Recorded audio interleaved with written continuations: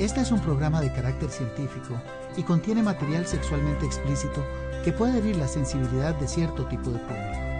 La información brindada es con fines educativos y está dirigida a familias de amplio criterio. Corresponde a los padres de familia decidir si este programa es apropiado para sus hijos. El amor es asunto de los hombres, no de los cobardes. Los amantes cobardes no llegan, amores ni a historias. Este programa está diseñado para todas aquellas personas que aún creen en el amor. Para los que observan que la relación de pareja ha venido a menos. Para los que notan que la llama de la pasión se está apagando. Para los que desean rescatar ese vínculo. Y también, con mucho respeto, para los que a lo largo de su vida han quedado al margen de la sexualidad. Y desde luego, para los golosos, que se sirven el amor con cuchara grande y quieren llevar la sexualidad y la ternura hasta sus últimas consecuencias. Es decir, este programa está diseñado para todas aquellas personas que luchan por convertir este mundo en un mundo lleno de amor. Yo soy el doctor Mauro Fernández, médico cirujano, ginecólogo obstetra, sexólogo, y le invito a que me acompañe durante los siguientes 60 minutos a explorar un mundo sexual.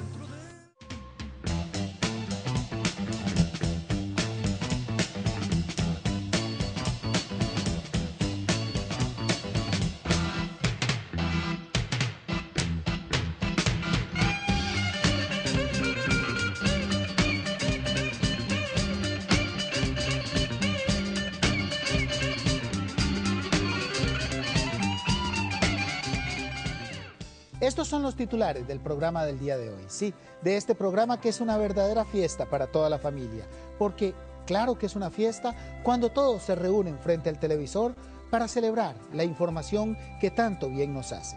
En los primeros dos segmentos vamos a estar hablando sobre las mentiras que circulan a lo largo de la historia en materia sexual, es decir, vamos a hablar de los mitos sexuales, de todos esos conceptos que usted y yo creíamos que eran verdad y en realidad son falsos.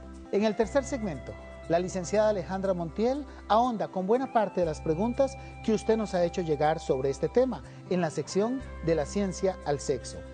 En el cuarto segmento, la máster Sonia Rodríguez, recorriendo calles, campos y ciudades, nos trae los afrodisíacos populares, sí, los remedios caseros que se han diseñado para aumentar el deseo sexual. ¿Serán ciertos? Yo les digo a los hombres más que nada, coman tal cosita porque eso reanima. Para eso hay lo que es la raíz de cuculmeca. También hay un conjunto de varias hierbas para cocinar natural. Y en la sección de sexo y fama, se ha hablado tanto de los minusválidos en aquella época, de los limitados físicos, de los discapacitados. Se han dicho tantas mentiras y tantos conceptos erróneos y también peyorativos. Y también se ha dicho que no están aptos para el amor. Lo vamos a ver en la sección de sexo y fama. Como cualquier otra persona podemos ver esto normal. No importa si es sorda, si es ciega, si es oyente. Todos compartimos igual, los sentimientos son los mismos. En la sección de sexo insólito, los eclipses y el embarazo. ¿Daña el eclipse lunar, el eclipse de sol al niño dentro del vientre? Un tema muy interesante, parte de los mitos, parte de la realidad. En la sección de sexo alerta, siempre se ha considerado al licor y a las drogas como aliados de la sexualidad. ¿Será cierto? En la sección sexo que hizo historia, vamos a ahondar en lo más profundo de nuestra era y probablemente antes, para encontrar el origen de ese concepto que llamamos luna de miel y que persiste hasta el día de hoy. Todo esto y más en esta edición de Un Mundo Sexual, porque recuerden, de lo que se trata y siempre se ha tratado es de hacer familia.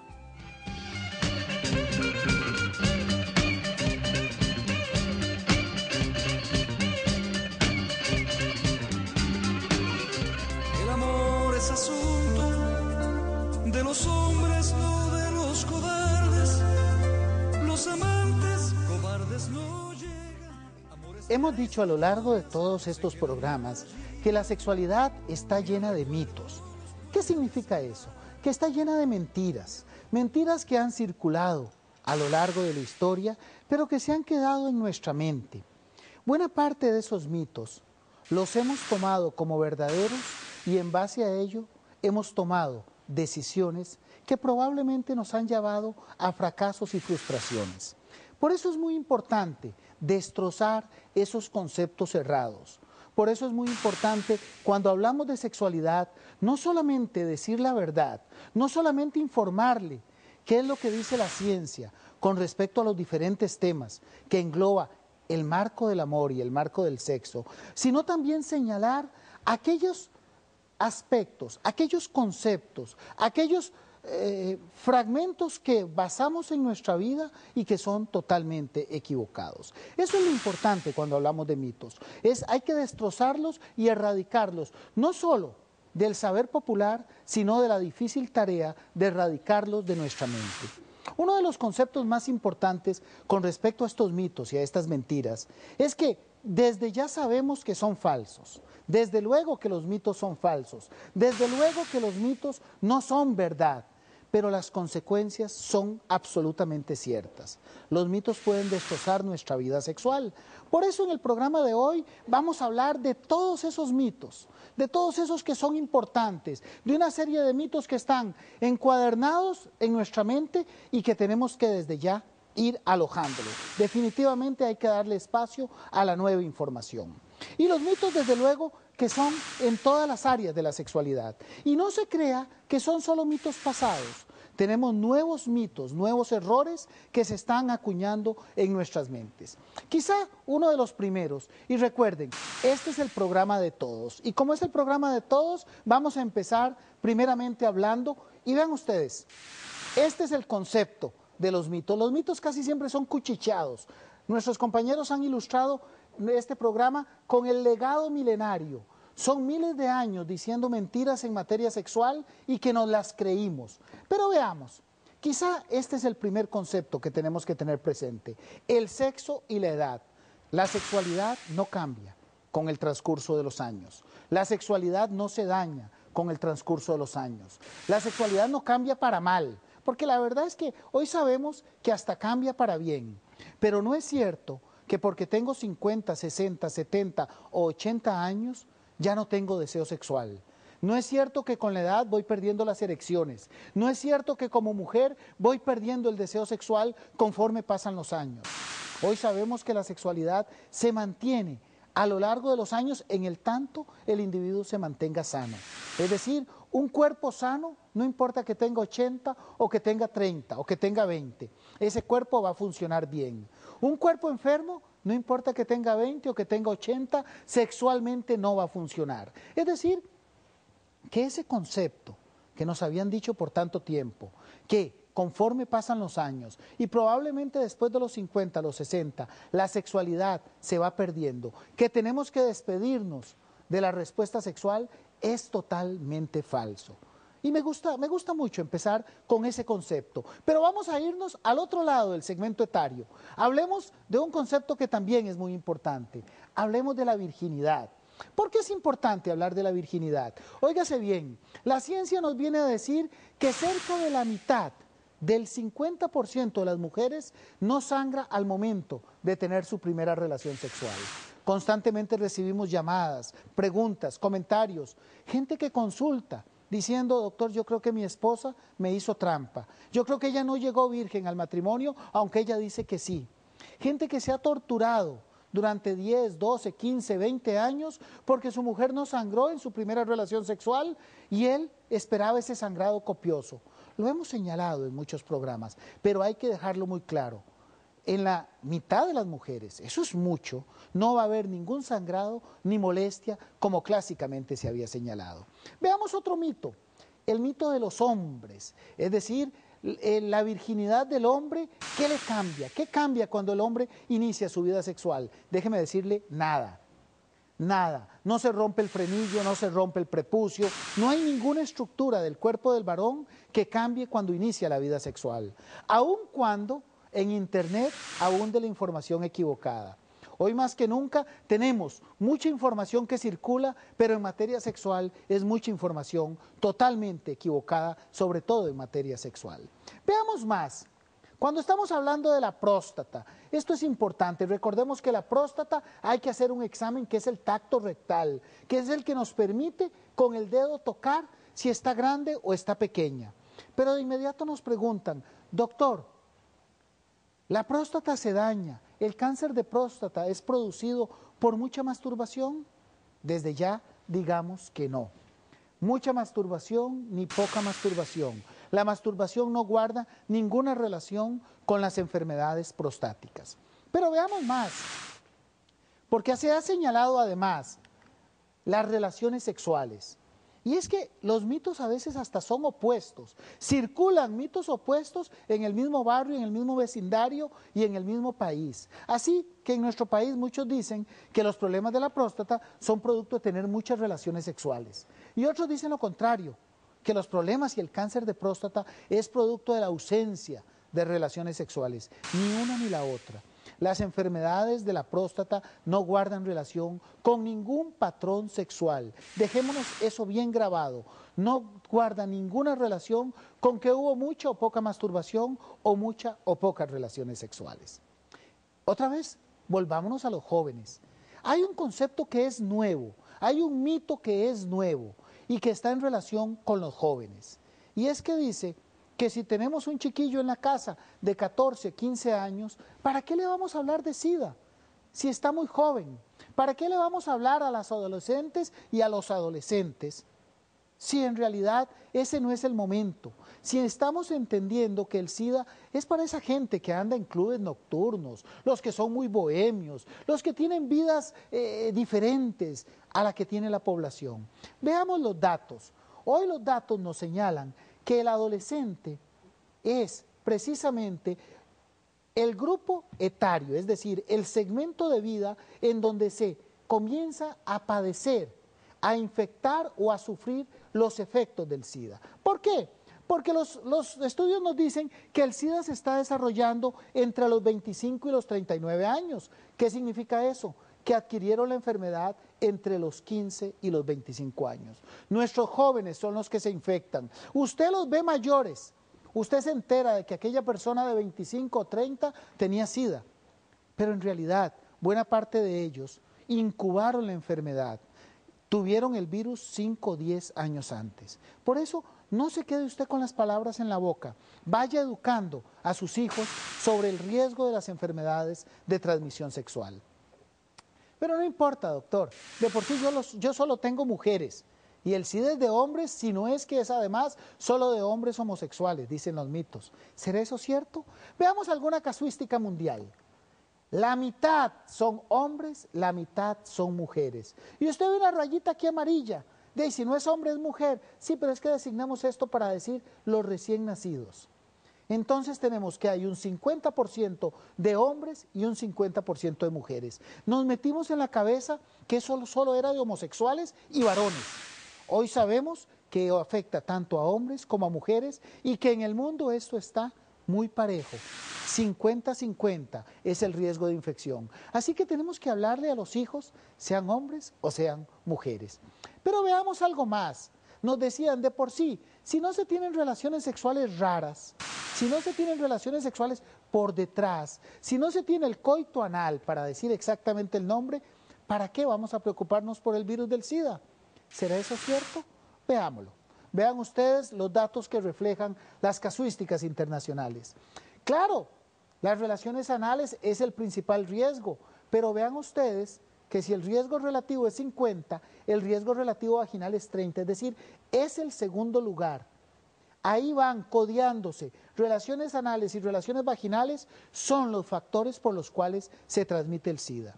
En donde sí encontramos una franca diferencia es cuando estamos hablando del sexo oral, que es significativamente inferior. ¿Ven? 50 veces menos. Pero tanto la relación anal como la vaginal con una persona infectada acarrea una alta probabilidad de adquirir esta enfermedad. Hay que destrozar esos mitos. Destrocemos algunos más. Vámonos con un tema que es todavía más tierno. Hablemos de la lactancia. Algunas veces nos dicen, ¿será o no será posible que una mujer que tenga los pechos tal vez no tan grandes pueda dar de mamar? Seamos claros. La lactancia la puede dar tanto la mujer que tiene un pecho voluminoso como un pecho mucho más pequeño. ¿Por qué? Porque la glándula mamaria en las mujeres prácticamente mide en todas más o menos igual. La diferencia en el tamaño, que una mujer sea muy voluminosa o sea planita, lo marca la grasa. la cantidad de tejido adiposo, de manera que la grasa no tiene ninguna función. La lactoproducción lo puede dar una mujer con pechos muy grandes, así como una mujer con pechos pequeños. Nos señalan que es momento de lo insólito en este programa. Sonia. Cuando hablamos de mitos, Mauro, y recordando a nuestro gran escritor Magón, existe el temor por los eclipses, por los efectos que estos puedan tener en el niño. Veamos la siguiente información. Los eclipses causaron temor por sus efectos sobre el niño dentro del vientre. Hoy, la ciencia señala que los eclipses no dañan ni a la madre ni al niño. Sin embargo, este mito persiste hasta nuestros días. Por esto y por mucho más, esta sección se llama Sexo Insólito. Probablemente sea jocoso este concepto, probablemente haga mucha gracia, pero cuando hay un eclipse vemos que las embarazadas se nos asustan. Cuando un niño nos nace con una mancha, a lo mejor un lunar muy grande, nos dicen fue un eclipse, aunque en los 9 meses no haya habido ninguno registrado en todo nuestro firmamento. Pero es parte de los mitos, no es cierto de ninguna manera. El eclipse sea lunar o sea de sol o sea entre los planetas. Como usted quiera verlo, la migración de los mismos no guarda ninguna relación con el bienestar fetal, es decir, ni con el estado del niño dentro del vientre, ni con el curso del embarazo, ni con el estado de la mujer embarazada. Esto para devolver la tranquilidad. Y es momento de ir con las interrogantes de este programa. Veamos. ¿Está usted en tratamiento para resolver su impotencia? Si le indicaron sildenafil, le recomiendo Sildenafil Genfar, un medicamento de toda mi confianza que nos presenta la trivia sexual de la semana.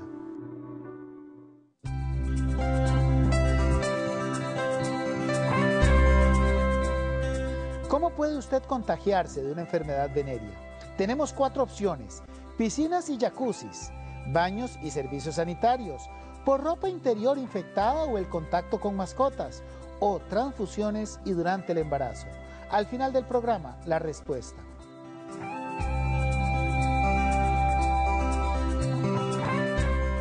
Medicamentos Genfar, los hallazgos de la humanidad al alcance de todos. Si usted desea una cita con el Dr. Mauro o sus colaboradores, llame al 2280-1911 o 2280-1933.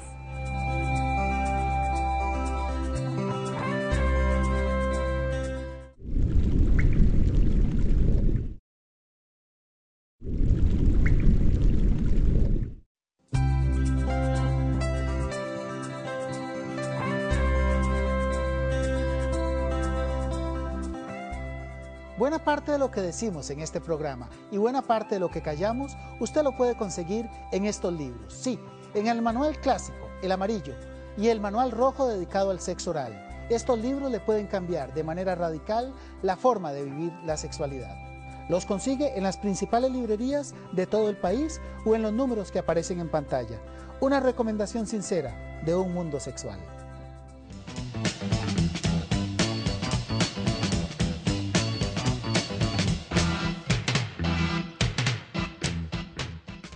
El amor es asunto de los hombres, no de los cobardes.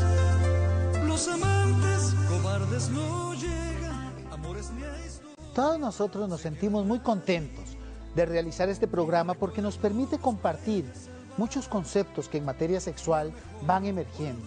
Es decir, los mitos no solo se refieren a aquellos conceptos ancestrales, a aquellos conceptos medievales, sino también a aquellos conceptos que acaban de ser superados, que la ciencia dice, en realidad esto era así, aunque antes entendíamos que era de otra manera. Pero también este programa nos permite compartir conceptos de tipo educativo, porque ante todo lo que queremos es motivarlo a que usted aprenda. Estamos convencidos que esta información le va a ser muy útil, no en el mañana simplemente, sino hoy mismo y en su misma cama. Por eso, en materia educativa se dice que formar es muy difícil, pero reformar es aún más difícil. Y eso en materia sexual se vuelve gigantesco. Formar a un niño, a un adolescente, es difícil. Pero cuando ya uno de adulto, ya cuando uno está viejón, reformarlo, cambiar todos aquellos conceptos que uno entendió de una manera, que se los dieron equivocados y uno los incorporó a su esquema de vida, pues va a ser muy difícil. Por eso, con todo lo que vamos a ver en este segmento, yo le voy a recomendar que usted haga una profunda reflexión, que usted trate de actualizar su sexualidad en base a aquellos conceptos que le parezcan nuevos, importantes y sobre todo en aquellos conceptos donde usted tenía una idea totalmente opuesta. Y es que cuando surge un nuevo concepto, hay que entender que siempre va a haber una parte de nosotros que se opone, que hace cierto grado de resistencia. De igual manera, cuando surge un nuevo concepto, va a haber un segmento de la sociedad que también se opone. Hay cierto grado de resistencia y solo el paso del tiempo nos va a permitir realmente considerar como válido, considerar como un concepto universal esta nueva concepción a nivel social. Uno de los aspectos más jocosos en materia sexual, y es que esos son los mitos. Hoy nos podemos reír probablemente de muchas de nuestras creencias anteriores, pero antes, probablemente en la década de los 50 y en la década de los 60, se hablaba que el hombre y la mujer tenían que llegar al orgasmo al mismo tiempo. Se hablaba, veámoslo acá, se hablaba del orgasmo simultáneo, es decir, que ese hombre y esa mujer tenían que llegar al clímax, al orgasmo. Hoy la gente dice venirse, regarse, no importa el término, pero llegar al punto de mayor placer al mismo tiempo. Hoy sabemos que eso no es cierto. No solo no es cierto porque no sucede, es decir, la mayoría de las parejas, la mayoría de las veces no van a llegar al orgasmo a la misma vez, sino que no queremos eso. Queremos que la mujer llegue primero al orgasmo porque cuando el hombre llega al orgasmo se acabó la fiesta sexual. Cuando el hombre llega al orgasmo se pierde con la salida del semen la erección. Y entonces esa mujer se nos va a quedar con ganas. Es decir, el orgasmo masculino tiene que ser el último que se consigue en una relación sexual. Es más, hoy los estudios son claros en decir, queremos que esa mujer antes de la penetración ya haya conseguido 1 y si podemos 2 o 3 orgasmos. Porque sabemos que la penetración para el hombre es tan estimulante que probablemente no más entrando o al poquito tiempo va a venirse, va a sobrellevar el fenómeno de la eyaculación. Así que el orgasmo simultáneo no solo no sucede, sino que no tratemos de exigirnos eso, sino que sea la mujer la primera que siente y que sea el varón el segundo en experimentar este tipo de sensación. Pero cuando hablamos del orgasmo de la mujer, tenemos que mencionar otras cosas. Veámoslo, que es el orgasmo vaginal. ¿Recuerdan esta mano? Para todos los que son fanáticos de este programa, que siempre nos siguen, saben que esta es una de las características del orgasmo, en donde hay una contracción muscular, donde a veces es tan intenso que la mujer tiende a agarrarse de algo, se amaciza, dice la gente, tiende a agarrar algo con mucha firmeza. Bueno, hoy sabemos que la mayoría de las mujeres no experimenta orgasmos vaginales. Recibimos constantemente preguntas que dicen, doctor, yo solo logro el orgasmo con caricias, con besos, con estimulación externa, pero no con la penetración. ¿Por qué? Porque eso es lo normal. La vagina no es un buen órgano para desencadenar orgasmos. Se dice que probablemente solo el 15% de todas las mujeres logra llegar a tener orgasmos vaginales. La mayoría van a necesitar que sea por estimulación manual, por el sexo oral, por besos, abrazos, caricias y muchas de ellas dirigidas a sus genitales para poder conseguir ese orgasmo. Estos son conceptos nuevos, pero más nuevo es este concepto que habíamos repasado y que constantemente nos lo están pidiendo, que es el concepto del anillo vaginal. Vean ustedes que este es el orificio vaginal, que está, ya aquí el himen lo tenemos roto y aquí está un anillo. ¿Qué significa esto? Esto que está acá. Hay un anillo vaginal que es estrecho. Eso significa, y esto le sucede a esa mujer que dice, doctor, yo logré la penetración, pero me dolió mucho. El médico le va a decir, puede ser que la primera relación sexual sea dolorosa, mas ella nos dice, mas las siguientes relaciones también fueron dolorosas. Y a mí no me duele cuando el pene está dentro, sino cuando va entrando. Justo cuando entra, yo siento como si me estuvieran rompiendo nuevamente. Es decir, tengo la relación número 10, número 20, tengo 3 años de casada, tengo 10 años de casada y las relaciones sexuales me siguen doliendo. Es común que esta mujer vaya al ginecólogo y uno como ginecólogo prácticamente no vea nada anormal. ¿Por qué? Porque no hay nada normal en esa vagina que está siendo examinada. El problema y la anormalidad es en el acto sexual. Por eso hay que distender ese orificio. Hay que ver si le da cabida al pene. Y ahí nos damos cuenta que la mujer dice que al distender el anillo vaginal, el inicio de la vagina, le genera un dolor. Este concepto le hemos tratado de dar 1000 formas para que se entienda bien. Hemos tratado de buscar 1000 maneras para que a usted le quede claro.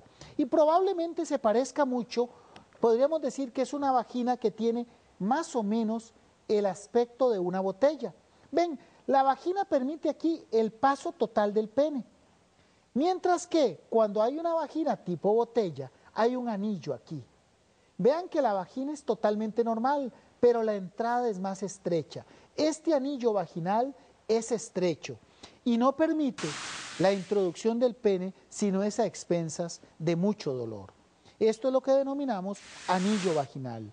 Cuando una mujer nos dice que ella en realidad puede hacer cualquier práctica sexual, no doctor, si a mí el sexo me encanta, lo que no puedo es ser penetrada, desde ya sabemos que no es un trauma psicológico, que no es en realidad que ella tenga un vaginismo, que ella tenga algún trauma en la infancia, sino que simplemente ese tejido no distiende. Diríamos que es algo similar a lo que describimos en el varón, cuando el pellejito no se echa para atrás, solo que en el hombre nunca decimos que es psicológico. Por razones históricas, clásicamente se acuñó el término de que era psicológico en la mujer y físico en el hombre. Así que los hombres se han beneficiado con una cirugía simple para resolver el problema y nuestras mujeres, buena parte de ellas, siguen batallando y tratando de lidiar con ese dolor que me le dicen que es mental o que es psicológico. También quisiera decir que quizás el descubrimiento que más mitos ha generado es el descubrimiento de Pincus allá en el 59, cuando hablamos de las pastillas anticonceptivas. Veamos algunos conceptos errados de las pastillas. Recordemos que las pastillas siempre se les ha achacado que producen esterilidad. Déjeme decirle que no.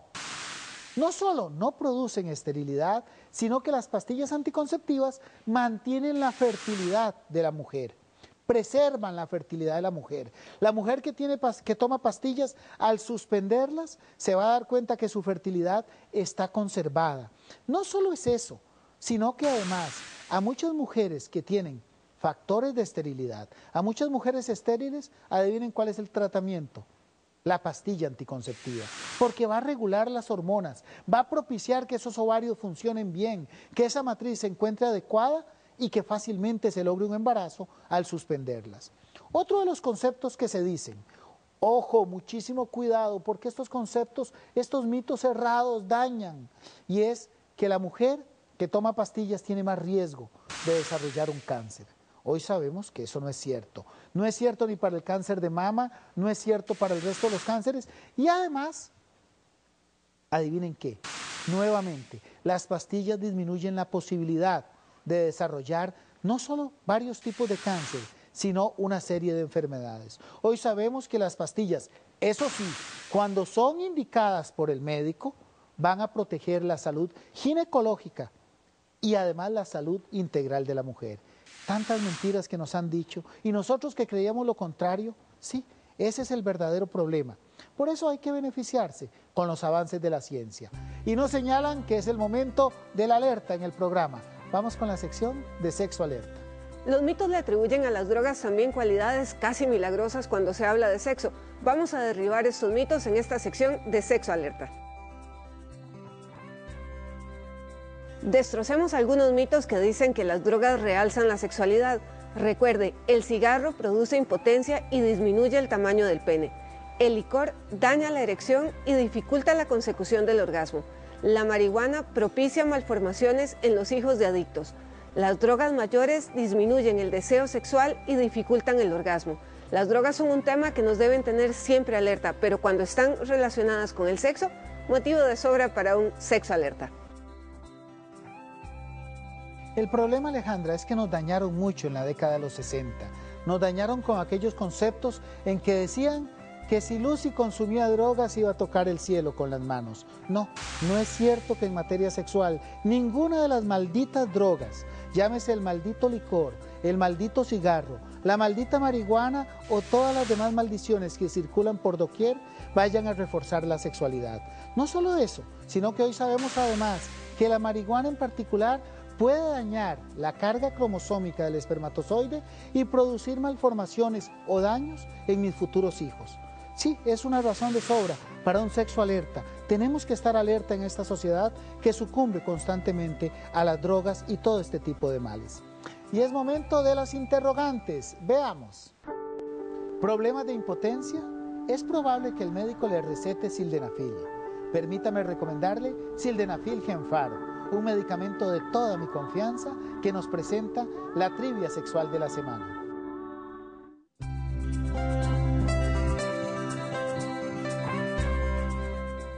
¿Cómo se puede adquirir una enfermedad venérea? Tenemos 4 opciones. La primera nos dice en piscinas y jacuzzis. La segunda, baños y servicios sanitarios. La tercera opción, con ropa interior contaminada o en el contacto con mascotas. Y tenemos la cuarta opción, transfusiones y embarazo. La respuesta al final del programa.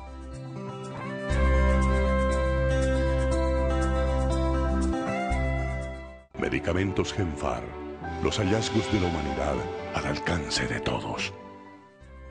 Para información sobre citas con el Dr. Mauro o sus colaboradores, llame al 2280-1911 o al 2280-1933.